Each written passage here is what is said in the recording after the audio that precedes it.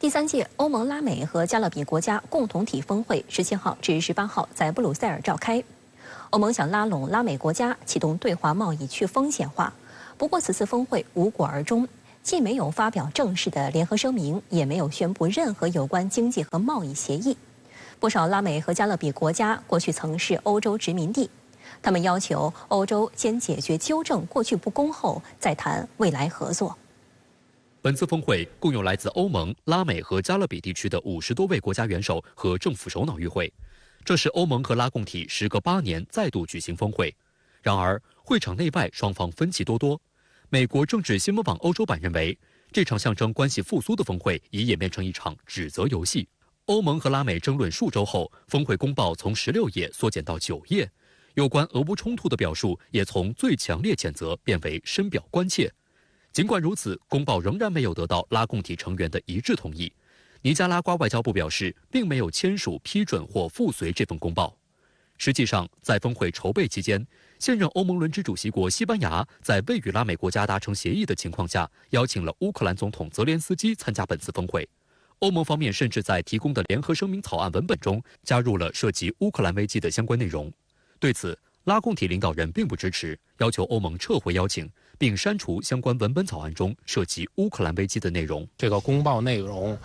虚多实少，从根本上来看，双方的这种政治立场差异还是比较大。在经济合作方面呢，双方还是各有侧重。那么这一次对于未来推动欧盟跟拉共体的务实合作来说，仍然有着较大的掣肘跟障碍。不仅如此，欧盟和拉美在贸易谈判、对华关系等议题上也分歧难弥。巴西、阿根廷、乌拉圭、巴拉圭4国组成的南方共同市场是拉美地区重要的经济一体化组织。欧盟和南方共同市场国家的自贸协定也是本次峰会的焦点。然而，这个自贸协定几乎没有取得明显进展。欧盟一些国家担心拉美国家农产品冲击，而拉美国家担心欧盟工业品击垮本地工业基础。这一结构性矛盾导致双方谈判难度大，互信程度低。双方在于这个气候环保标准方面的分歧仍然严峻。同时呢，南方共同市场国家也认为欧盟在此过程中呢，过分强调它的所谓原则以及利益，缺乏对于南方共同市场国家利益的尊重以及他们合理关切的忍让。那么在此背景下呢，双方的合作也迟迟未能达到很好的突破。欧盟有些人竟然将其在拉影响力下降归咎于中拉合作，意图以全球门户倡议对冲“一带一路”倡议在拉发展。但是，拉美国家对于帮助欧盟遏制中国没有兴趣。欧洲媒体也承认，欧盟对于拉美金属矿产等资源的新胃口，唤起了拉美国家长达数百年的被殖民统治的黑暗记忆。对于此次峰会，不少拉美国家领导人还形成一个共识，即解决纠正过去不公后，再谈未来合作。即将离任的荷兰首相马克吕特17号坦言，欧盟必须承认自己过去犯下的错误。他说，欧洲过去的态度有些傲慢，当拉美国家过去遇到难题时，欧洲没有接电话，现在我们遭到了反噬。实际上，随着“一带一路”在拉美推进，欧盟难以凭借空泛的合作议程逆转中拉合作大势。截至目前，共有22个拉美国家与中方签署了“一带一路”合作文件或谅解备忘录。2022年，中拉贸易额近乎突破5000亿美元，中国连续10年成为拉美地区第2大贸易。欢迎回来。7月20号，国家主席习近平在北京钓鱼台国宾馆会见美国前国务卿基辛格。习近平强调，中国人重情讲义，不会忘记老朋友，不会忘记基辛格为推动中美关系发展、增进中美两国人民友谊做出的历史性贡献。习近平指出，52年前，中美两国处在一个关键转折点。毛泽东主席、周恩来总理同尼克松总统和基辛格先生以卓越的战略目光，做出中美合作的正确抉择，开启了中美关系正常化进程，既造福了两国，也改变了世界。当时是中美关系的一个转折点，中国人呢不忘老朋友，中美关系永远和基辛格这个名字是连在一起的，中国人民将永远记住。我对你持高度敬意。习近平强调，当前世界正在经历100年未有之大变局，国际格局发生重大变化，中美两国又一次处于何去何从的十字路口，需要双方再一次做出选择。展望未来，中美完全可以相互成就，共同繁荣。关键是遵循相互尊重、和平共处、合作共赢3项原则。在此基础上，中方愿同美方探讨两国正确相处之道，推动中美关系稳步向前。这对双方都有好处，也将造福世界。希望基辛格和美国有识之士继续为推动中美关系重回正确轨道发挥建设性作用。基辛格表示，美中关系对于美中两国和世界的和平繁荣至关重要。当前形势下，应该遵守上海公报确定的原则，要理解一个中国原则对于中国的极端重要性，推动美中关系朝着积极方向发展。我愿继续为增进美中两国人民相互理解做出努力。Mr. President, it is a great privilege to be able to visit China, and it is extraordinarily courteous of you to arrange the meeting in Villa 5 of the State Guest House, where my first meeting with a Chinese leader took place. That the relations between our two countries would be central to the peace in the world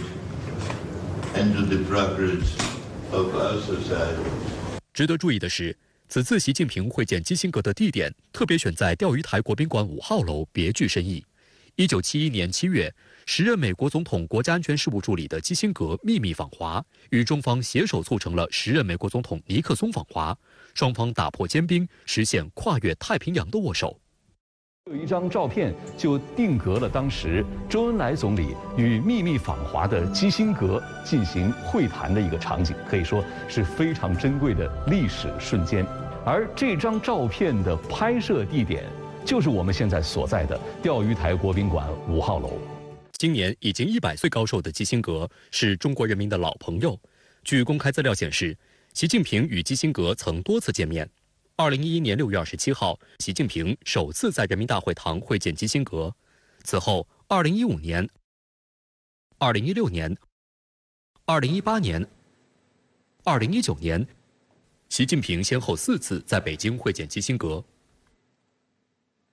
基辛格此次访华期间，还同中国国务委员兼国防部长李尚福会面，受到高度关注。这次罕见会面有哪些细节值得分析？对外又释放了怎样的信号？中美近期高层交流频密，美国总统气候问题特使克里刚刚结束访华之行，他随后举行记者会，表示与中方进行了非常融洽且富有成效的会谈。中美气候合作是否迎来新突破？来看报道。据中国国防部网站18号消息，中国国务委员兼国防部长李尚福当天在北京会见来访的美国前国务卿基辛格。外媒高度关注基辛格来华访问，第一个见的是中国防长。英国卫报使用令人意外一词来形容这一安排。需要指出的是，作为中国的老朋友，基辛格几十年来上百次访问中国，但以往数次互动中，基辛格与中国防长的会见并不多见，仅有2次。根据国防部通稿对这次会面的描述，基辛格告诉李尚福，他是作为中国的朋友来到这里的，两国应该消除误解，和平共处，避免对抗。但当基辛格向中方表示，两军应加强沟通，并尽全力为两国关系发展创造积极成果，维护世界和平与稳定时，李尚福就直言，中国所走的和平发展道路是世界之福，不是世界之祸。美方应有正确的战略判断，美方一些人未同中方相向而行，致使中美关系徘徊在建交以来的低谷。希望美方与中方一道落实好两国元首共识，共同推动两国两军关系健康稳定发展。美国《纽约时报》称，在地缘政治局势紧张之际，当其他美国官员受到冷遇时，中国国防部对于基辛格会面的描述相对友好。中国国防部在发布消息时对基辛格以外国客人相称，显示中方对其高度尊重。而这次罕见会面是外界将目光投向中美当下仍处于冻结状态的两军交流。去年8月，时任美国国会众议长佩洛西窜台闹剧发生后，中美军事高层对话中断。此后，美方一直寻求与中国军方重启交流。继提出两国防长在6月的香格里拉对话会期间会面后，美方又提出邀请中方参加下个月在斐济举办的年度防长会议。美军印太司令部司令阿奎利诺18号在参加阿斯彭安全论坛期间表示，中方暂未回应美方邀请。阿奎利诺还声称，他曾要求与中国同行直接交谈，请求要么没有得到答复，要么遭到拒绝。必须指出的是，当前中美两军交流面临困难，责任完全在美方。美方一方面口口声声要加强沟通，另一方面又不顾中方关切，人为制造障碍，绝口不提解除对中国防长的制裁，反复在台湾问题上踩踏中方红线，这不是致力于沟通的应有态度。因此，舆论对基辛格此行是否能在一定程度上影响美国对华政策，推动中美关系重回正轨，尤其是推进中美两军沟通交流方面，普遍持谨慎态度。美国不断的在对台军售也好，前段时间蔡英文过境，紧跟着8月份赖清德要所谓过境等等一系列，包括不止在台湾问题、南海问题上，美国对中国的形成了全方面的遏制和围堵，严重破坏了中美之间进行任何高质量的或者是实质性对话的这种氛围。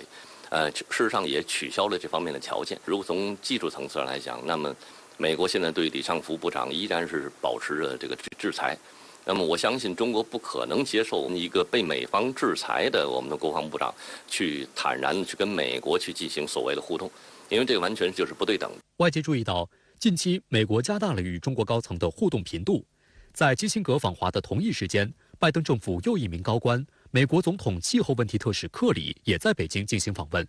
4天行程中，克里先后与国务院总理李强、国家副主席韩正、中共中央外办主任王毅会面，并与中国气候变化事务特使谢振华谈了近12个小时，就合作应对气候变化深入交换了意见。克里19号就此访举行记者会，表示与中方进行了非常融洽且富有成效的会谈。在回答记者提问时，谈及当前中美气候领域的交流现状以及未来一段时间双方的工作安排，克里表示，自去年8月以来，中美在气候领域的面对面交流中断，现在双方做出了明智的决定，确保在该领域的交流切实向前迈进一步。未来几周，美中将密切合作，为11月在迪拜举行的联合国气候变化大会第28次缔约方会议重要谈判做准备。My whole team are convinced that we move things in that discussion forward, but there are bureaus and agencies of our governments that need to feed in to that process. We don't just operate in a vacuum here, and we need to be sure that people are moving in the same direction, and that takes leadership and time. 中国外交部发言人毛宁在20号的例行记者会上回应克里访华相关内容时也表示，气候变化是全球挑战，需要各国携手应对。中国积极推动全面、平衡、有效实施联合国气候变化框架公约及其巴黎协定，同时我们还尽己所能地为其他发展中国家提供支持和帮助，为构建公平合理、合作共赢的全球气候治理体系做出了积极贡献。实际上，中美在应对气候变化问题上有着广泛的共同利益。新加坡联合早报的分析指出，克里此次访华规格较以往更高，显示中国正在向美国伸出橄榄枝。但中美气候合作要取得新进展，除了要妥善解决减排方面的具体分歧，还要防止来自华盛顿内部的政治气流颠簸，将来之不易的合作局面掀翻。观察认为，克里访华之所以没有公布具体成果，或是由于中美仍还处在讨价还价的阶段，预计中方不会把气候议题独立于其他中美议题处理。换言之，能否有效推进中美气候变化合作，取决于中美关系的大环境。美国遏制中国的发展，迟滞中国发展的这个节奏和速度，这已经是两党以及美国朝野的可以说一定的共识。对华打压和围堵，尤其是在继续保持对华征收了这个高额关税，以及在高科技领域筑起小院高墙，对中国进行这种封锁，不会因为某一个官员的访华或者某一个对话渠道的开启就会有什么重大的改变。来嘛，当然是释放中美至少重启对话的这么一个政策信号。但是如果我们指望着这次访问就能够带来什么实质性的成果，尤其是美国对华政策有一些根本性的调整，这点我觉得恐怕还是不切实际的幻想。中国驻美国大使谢锋19号应邀出席阿斯彭安全论坛，与奇宇新闻社创始编辑克莱门斯举行专场炉边对话时就直言，当前，中美关系面临严重困难和严峻挑战。近期，美国内围绕对华政策进行了一些反思，中美开展了一系列高层交往，进行了坦诚、深入、建设性沟通。特别是双方同意落实两国元首巴厘岛会晤共识，这为两国关系止跌企稳提供了契机。但基础仍然脆弱，前路依然坎坷，契机来之不易，值得珍惜，更需要巩固。The Taiwan question, which is so important, so sensitive. President Biden have been saying that United States do not seek Taiwan independence. So now I think the most fundamental thing is to return to the one China principle. And the most important thing is that the 3 joint communiques between our 2 countries should be implemented. Provocative, adventurous moves by the Taiwan separatists should be contained. And now the priority for us is to stop Lai Ching-te from visiting United States, which is like a gray rhino charging at us. 谢峰认为，中美关系要稳下来、好起来，需要双方相向而行，做到3点：一是缩短负面清单，用行动排除障碍，管控分歧，按照中美3个联合公报的原则，妥善处理台湾等重要敏感问题。停止制裁中国实体和个人，防止黑天鹅、灰犀牛事件对中美关系造成新的干扰和冲击。二是拉长正面清单，用诚意加强对话，拓展合作。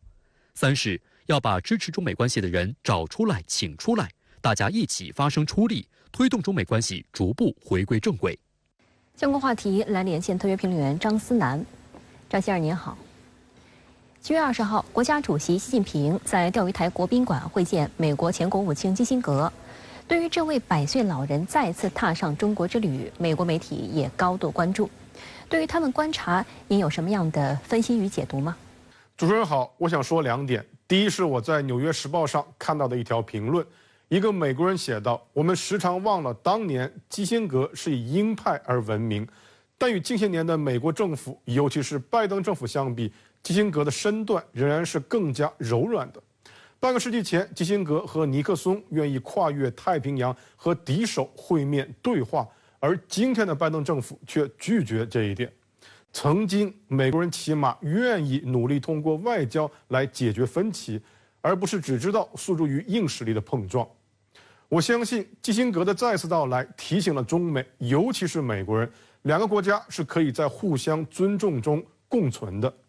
诚然，中美之间当前有着各种各样的矛盾和分歧，但无论如何，这种矛盾和分歧不可能比基辛格1971年秘密访华时更严重。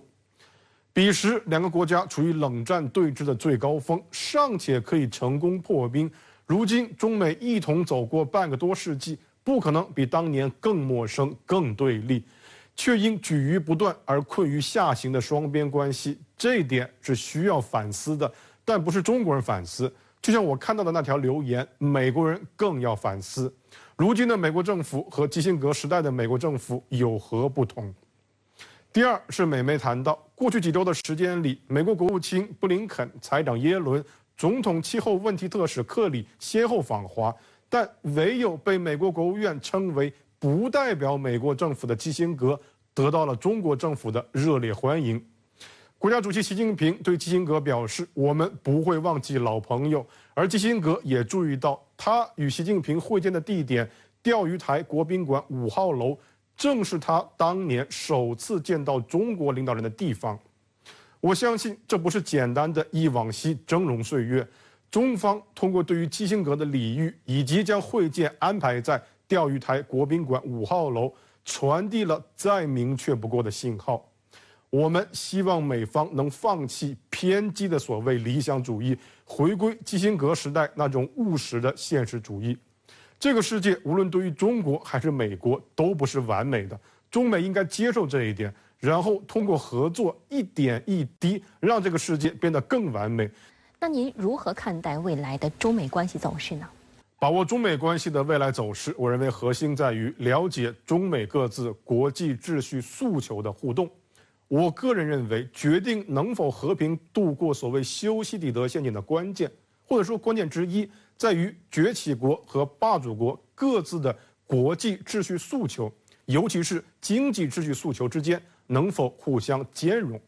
比比如说，二战前的德国与日本，以及二战后的苏联，都在不同程度上试图建立与美国隔绝的垄断经贸体系，所以他们之间分别爆发了激烈的对抗，可以说构成了从二战到冷战半个多世纪的国际关系主轴。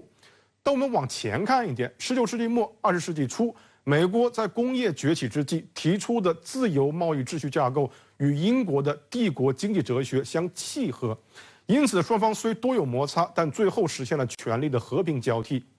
某种意义上，作为一个崛起国，中国实际上是作为现行国际秩序，也就是美国所主导的国际秩序的改良者，而非改革者这么一个形象出现的。这就是为什么中国不相信修昔底德陷阱，也是国家主席习近平相信中美可以做到相互尊重、和平共处、合作共赢这12个字的根源所在。因为中国在根本上就没有以19世纪的理念和20世纪的答案去解决21世纪的问题。我们反对美国的霸权主义，但不代表中国就要和美国进行一场霸权对抗。我相信以外交的灵活智慧手段制止美国逆全球化、逆自由贸易主义和军事外交的帝国主义晚期疯狂，维系多边主义的全球秩序，就是中国走向世界舞台中央的天命，也是中国在未来对美关系中的核心主题。好的，谢谢张先生在线与我们分享您的观点，谢谢。外交部19号宣布，中共中央政治局委员、中央外办主任王毅将出席第13次金砖国家安全事务高级代表会议，并访问尼日利亚、肯尼亚、南非、土耳其。目前，越来越多的国家表示出想加入金砖合作机制的兴趣。南非总统拉马福萨表示，目前有约20个国家希望加入金砖国家合作机制，有何魅力？与此同时，俄方宣布，普京将以视频形式出席此次金砖峰会。俄外交部长拉夫罗夫将赴南非出席会议。普京为何选择视频参会？来看报道。应南非总统府部长恩特沙韦尼和尼日利亚、肯尼亚、南非、土耳其政府邀请，中共中央政治局委员、中央外事工作委员会办公室主任王毅将出席7月24日至25日在约翰内斯堡举行的第13次金砖国家安全事务高级代表会议，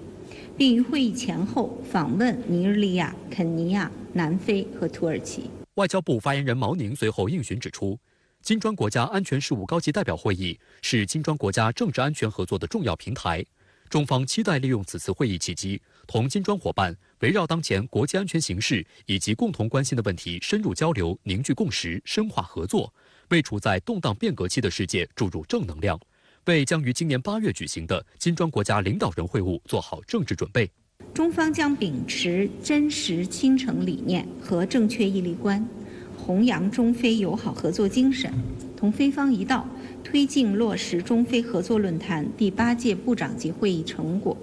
为中非全面战略合作伙伴关系发展注入新动能。中方将同土耳其一道，积极推进共建“一带一路”合作，不断推动中国和土耳其战略合作关系的发展。外界注意到，据南非国家电视台17号报道，南非总统拉马福萨表示，金砖国家领导人将在此次峰会上讨论金砖扩员的问题。报道称，越来越多的国家表示有兴趣加入金砖国家合作机制。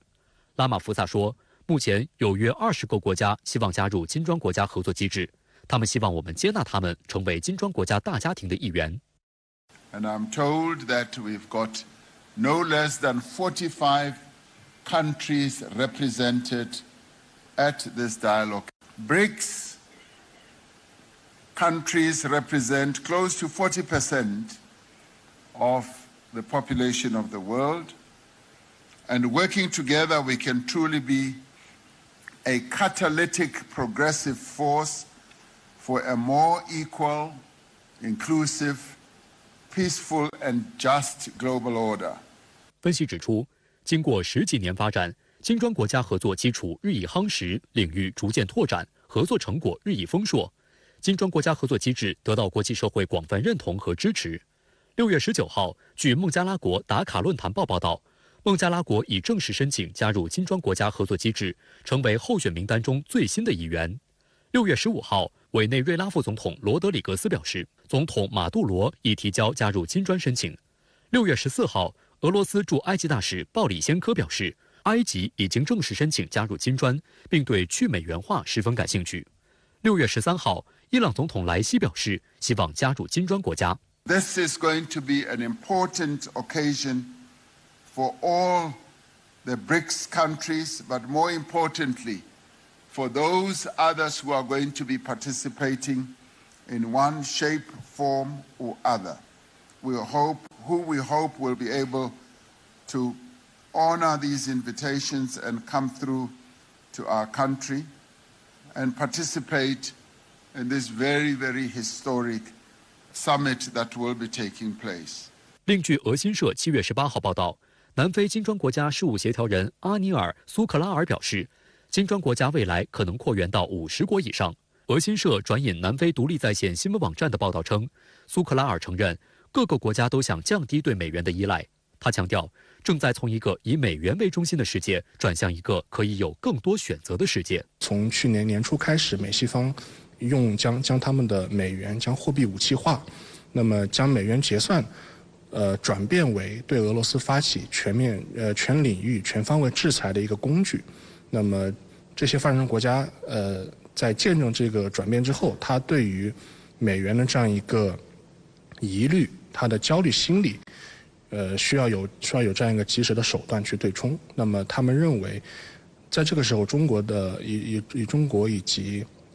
其他国家为代表所建立这样一个金砖国家合作平台，是一个比较理想的实现一个独立自主经济发展的一个机制，因此显现出了非常强的一个热切的希望能够加入的情绪在。值得注意的是，当地时间7月19号，南非总统办公室网站发布声明，南非已经确定金砖国家领导人第15次会晤形式，巴西、印度、中国和南非领导人将出席峰会。另外，南非与俄罗斯双方一致同意，俄罗斯外交部长拉夫罗夫将代替俄总统普京出席。声明还表示，将在适当时机发布首脑峰会中探讨的实质性问题和其他外交政策问题的全面声明。南非国家领导人拉马福萨表示，相信这次金砖国家峰会将取得圆满成功。By mutual agreement between all BRICS member states, President Putin will not be attending the summit. However, Russia will be represented by its foreign minister, Minister Lavrov. 同一天，据俄罗斯卫星社报道，俄总统新闻发言人佩斯科夫表示，普京将以视频连线方式全程出席金砖峰会。深圳卫视注意到，这已不是第一次拉夫罗夫代表普京出席国际多边会议。去年11月，普京未出席在印尼巴厘岛举行的20国集团峰会，代表他到场出席的人正是俄外长拉夫罗夫。佩斯科夫于当地时间2022年11月11号接受采访时表示，俄总统普京决定不参加 G20 峰会，是由于其日程安排和留在俄罗斯的需要。另外，在泰国曼谷举行的2022年亚太经合组织领导人非正式会议也未见普京身影。俄罗斯方面是由第一副总理别洛乌索夫率团参加。外界关注到，普京也未在 G20 峰会和 APEC 领导人非正式会议上发表线上视频讲话。俄罗斯方面可能认为，俄罗斯总统普京留在莫斯科统揽全局，可能是一个更加符合俄国利益的这样一个处置办法。那么同时，为了展示俄国对同发展中国家关系，尤其是同金砖国家友好合作关系的这样一个重视，那么采取以视频形式出席，同时派出全权代表外长拉夫罗夫参与会议，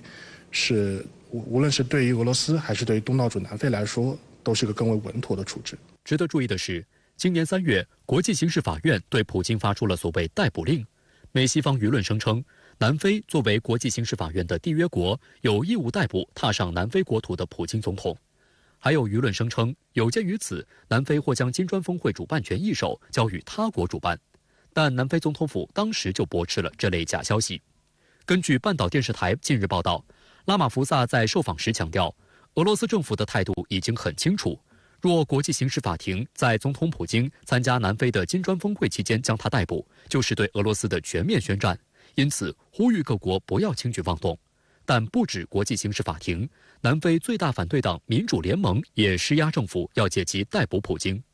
对此，拉马福萨批评民主联盟不负责任。他表示，冒着与俄罗斯交战的风险不符合我们的宪法。拉马福萨说，执行逮捕令可能威胁到国家安全、和平与秩序。基于这一事实，南非将争取国际刑事法院规则下的豁免。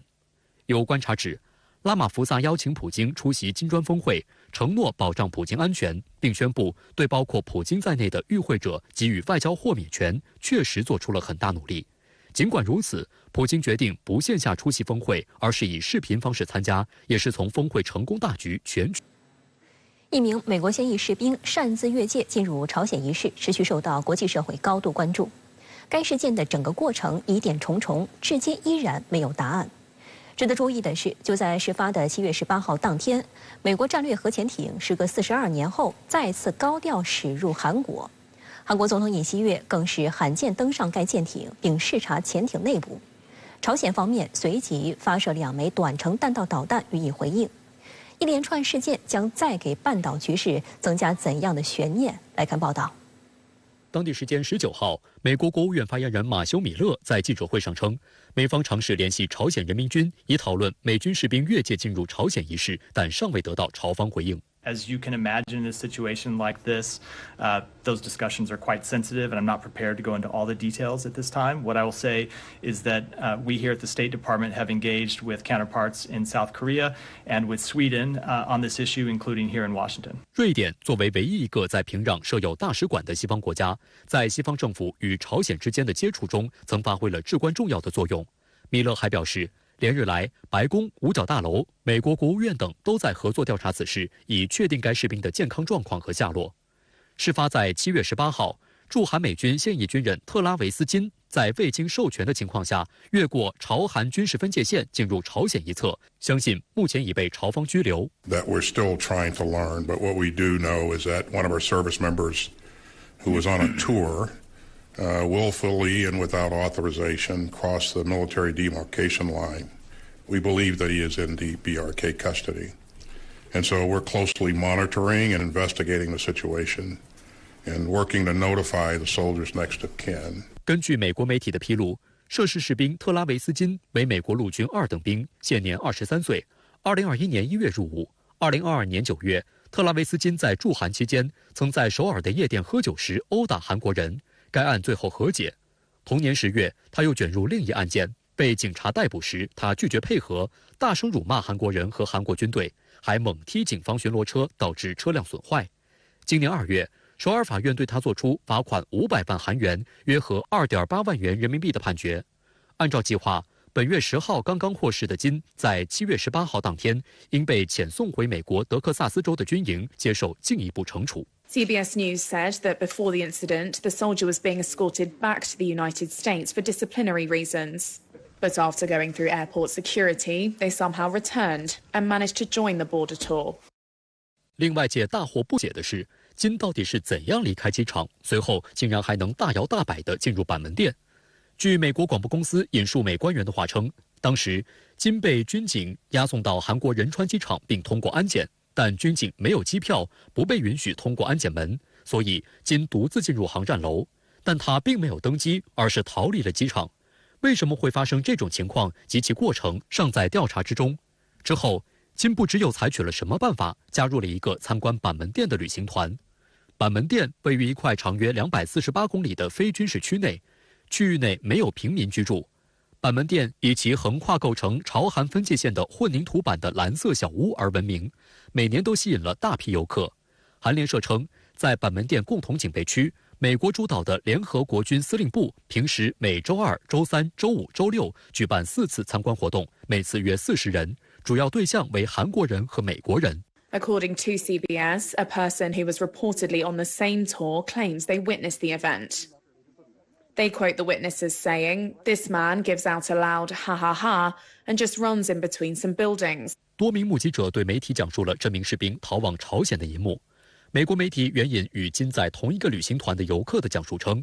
该旅行团18号在首尔上车，团员被要求提前出示身份证件。当天下午，行程进入尾声时，游客们在共同警备区自由活动拍摄照片，突然看到金飞快地跑起来。一开始还以为他在开玩笑，让同伴给他拍视频，就像社交媒体上那样。随后突然听到一名美军士兵高喊“抓住那个家伙”，但美军士兵还没来得及做出反应，仅跑了大约10米就进入了朝方一侧，并消失在视野中，整个过程仅有数秒。事发后，该旅行团马上被要求回到韩方一侧的自由之家，所有人留下证词，然后被送上来时的大客车。目前，所有前往板门店的旅游团均已被无限期取消。对于金的举动到底是叛逃还是另有隐情，目前依然众说纷纭。美国有线新闻网的报道称，美国公民，尤其是美军士兵叛逃到朝鲜的情况极为罕见。上一次发生美国士兵自愿穿越非军事区进入朝鲜的事件，还要追溯到1965年。当时，4名在朝韩非军事区工作的驻韩美军士兵叛逃到朝鲜后被捕。《纽约时报》称，这4人中最著名的是陆军中士查尔斯·詹金斯，他为逃避在越南执行战斗任务而叛逃到朝鲜。詹金斯于2004年获准离开朝鲜，随后因逃兵罪在美国接受审判。此外，上一个试图叛逃到朝鲜的美国公民名叫阿图罗·皮埃尔·马丁内斯，他于2014年进入朝鲜，并举行新闻发布会抨击美国的内政外交政策，但朝鲜拒绝向马丁内斯提供政治庇护。这一次这位士兵呢，他是自愿的进入了朝鲜。从过去的经验和这个本身的事实来看，鉴于这个当前，那么美韩呢加大了对朝鲜人权的一个施压，那么朝鲜呢，它也有可能允许他居住生活，那么借此呢揭露，美国和韩国人权的这样一个负面的记录，同时也考虑到这位士兵呢，他是在驻韩美军，那么我想从朝方的角度也有一定的军事情报价值，所以综合这些来看呢，我想驱逐出境的可能性不大，可能会暂时允许他在朝鲜呢居住和生活一段时间。美媒分析指出，在美国联合韩国对朝鲜施压之际，特拉维斯金这起最新事件可能会给美国带来外交上的麻烦。作为2等兵，金不太可能接触到顶级信息，但他的身份意味着他知道美军基地的布局、人数和部署。《纽约时报》称，金的命运很大程度上取决于朝鲜把他视为叛逃者还是非法侵入者，前者将被允许留在朝鲜，后者经常被用作讨价还价的工具。《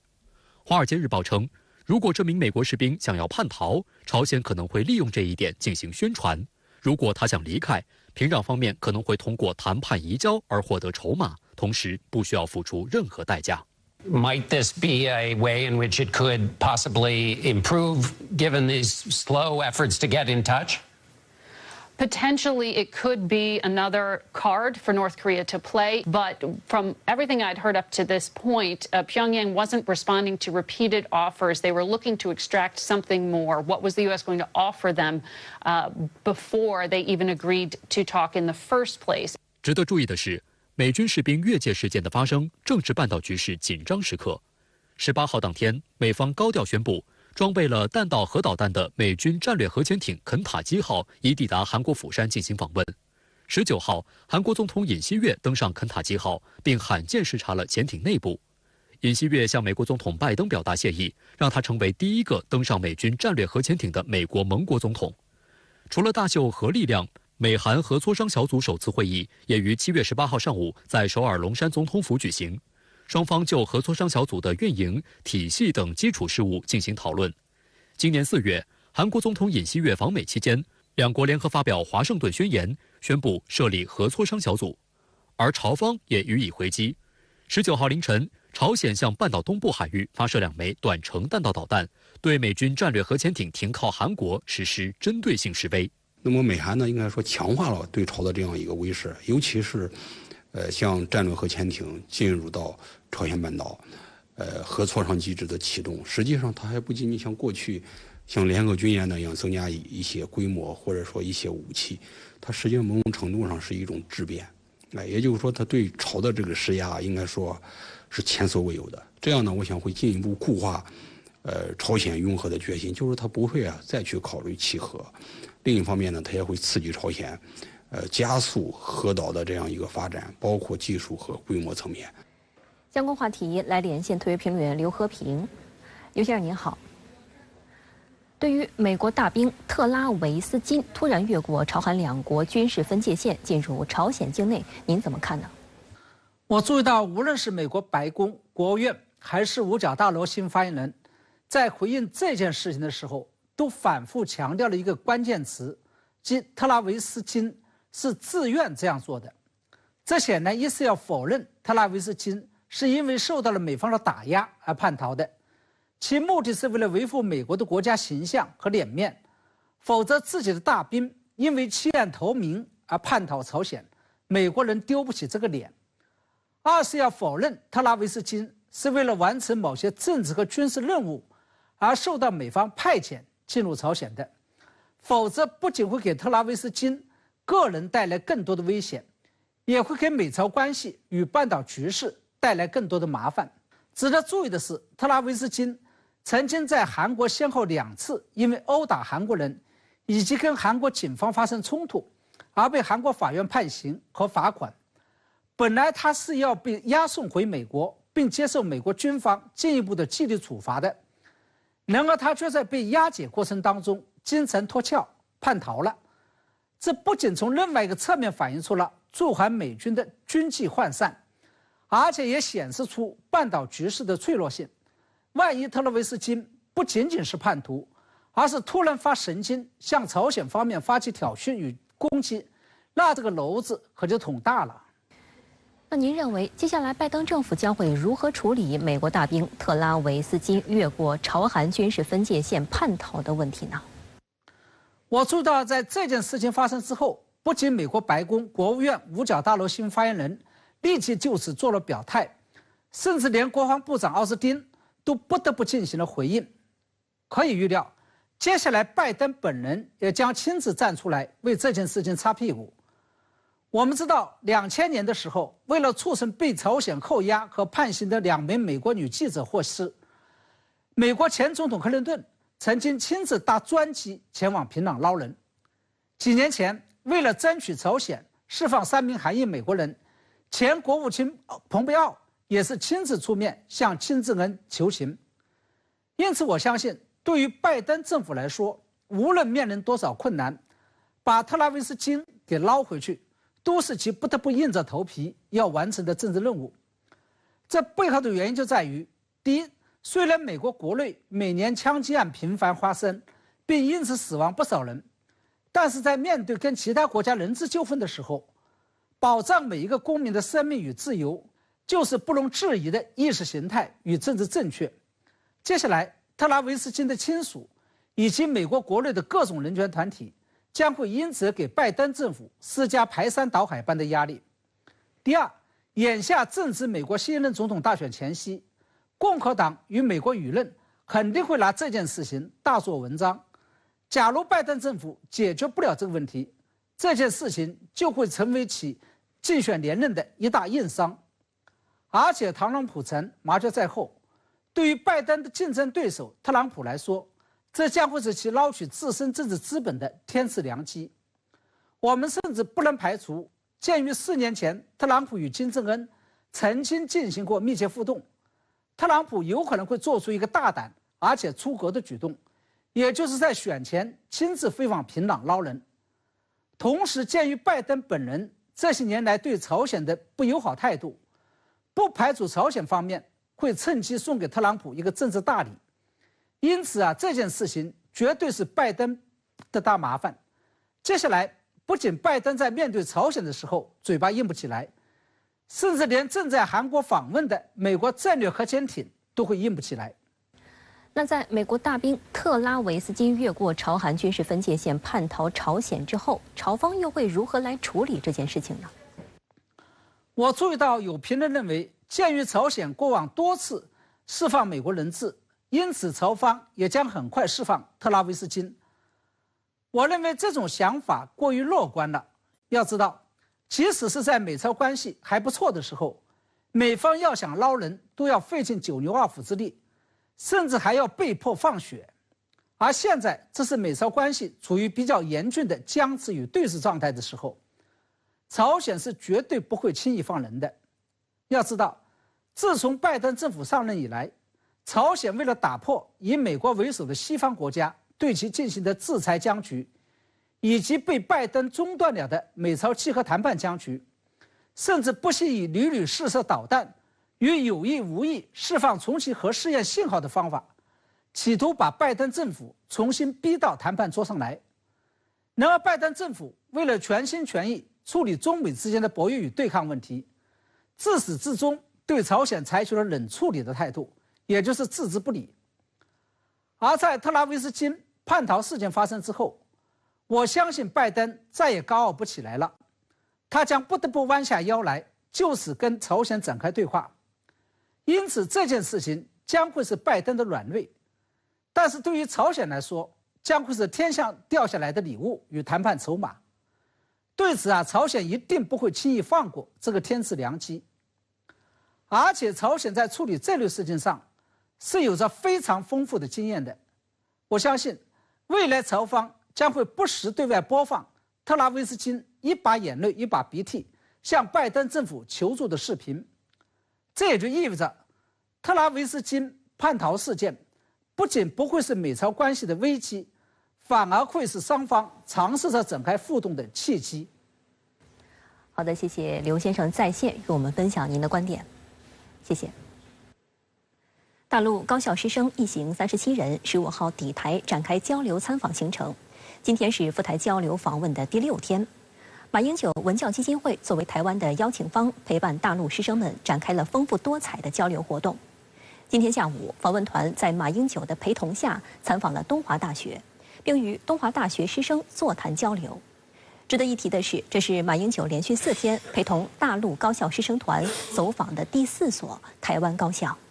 继17号下午参访台湾政治大学，18号上午参访中国文化大学，19号上午参访台湾大学。今天下午，大陆师生访问团来到了台湾东华大学。这也是我们这一趟这4所交流的大学中最后一所。那我想大陆同学在过去3天跟3所台湾的大学交流之后，也很期待到花莲来跟这个东华大学的同学有进一步的交流。位于花莲的东华大学创立于1994年，是台东首座综合大学，占地261公顷，有台湾后花园之称。参访团到东华大学后，直接前往图书馆，校方详尽地介绍东华大学校史与特色，包括东华大学师生朗朗上口的东华3宝、环境志、兽草及野兔，十分有趣。随后，参访团又来到了东华大学的艺术。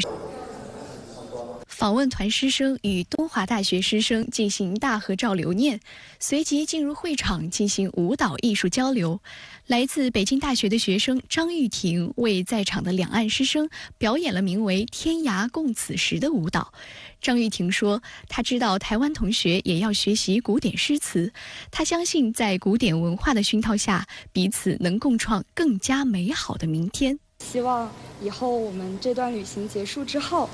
在回忆起这段旅行的这个时候，我们也是望着明月，然后回忆起这段时间的点点滴滴，也是会非常非常的温暖。因为在这段时间当中，其实我们的日常相处是很愉快、很享受的。大家也都非常照顾我们，然后我们也和一起参访的陪伴我们的同学，各个学校的同学也建立了一定的深厚的联系。有看到东华大学这边实际上对科技和追求卓越是有一个很高的一个目标的。那么这也正好与我们现在大陆青年同学们所想去追求的一个目标也是一致的。实际上呢，也都是为我们中华民族的伟大复兴而去努力奋斗。大陆师生团来台第6天，今天来到了东台湾的花莲，下午到了东华大学交流。今天比较特别是晚上，马英九当起了地陪，带陆生到花莲著名的东大门夜市，品尝道地的台湾小吃，在花莲刮起了一阵旋风。不少陆生跟我们交流的时候也表示非常期待这一次台湾夜市舌尖上的体验。在东大门福厅夜市，马英九和访问团受到了当地民众的热烈欢迎。马英九更是秒变人形立牌，前来求合影留念的民众络绎不绝。访问团的师生们也品尝到了地道的台湾夜市美食。值得一提的是，在今年马英九访问大陆期间，他就曾带着大九学堂的学生前往太平街口体验长沙夜市，并受到了长沙市民的热烈欢迎。大大陆师生访问团行程过半，马英九基金会执行长肖旭曾近日表示，陆生们目前的台湾行收获丰富，有很多第一次的体验，到各地都受到了台湾民众的温暖欢迎，这些都是大陆同学感受最深刻的。我觉得效果超过我们的预期。那这次陆生回访达到了一个很好的两岸互相交流、互相回访的这样的一个开始。我希望这个只是一个开始，未来能够常态化，每年都会有大陆的同学来台湾来交流。此前有访问团成员提到两岸同根同源，遭到民进党籍民意代表赖瑞隆批评是统战团。对此，国民党台北市民意代表旭曾也在20号的采访中再次表示，希望蔡英文政府不要再用统战等政治性的语言攻击这些陆生。我觉得这是一个很好的开始我希望这个蔡英文政府不要再用这些政治性的语言，什么统战什么之